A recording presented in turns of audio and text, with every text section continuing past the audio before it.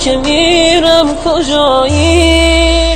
با صدای شایان جوکار.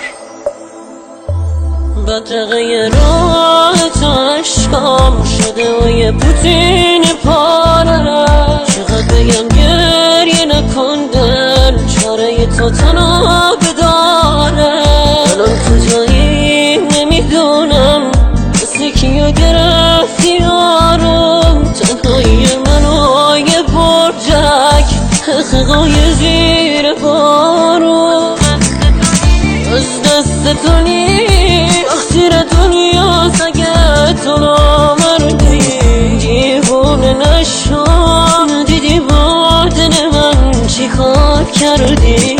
افنین منه یه روزی مثل خودم تنها میمونی. بدون آه منه اگه یه روز دیدی دیگه نمیتونی. من بی تو توی این پادگان غریبم که نگم رنگ خیابونا یه نفر رو گم کردی. آره از سر تب انقدر اکساتو بوسیدم که نگو ما که گفتیم خاکیم له کردی. آره روزا زود میگذره چون بگذرد غمینی. از این 2 سال منو میکشه عمر کمی نیست. نمیرسه دستت با اسم نویسنده. کن مادرم نبینه که دیگه نمیخنده. به خاطرات با همه تو گول انفرادی. خدا حلالت نکنه منو با گریه فرستادی. این هوای سرد این مرخصی کشته. هزار نگاهی بندازم به خاطرات پشتم. چند وقت پیش یه نفر یه یادگاری داد. یه جمله که حالمو گرفت یه دفعه. گفت سربازا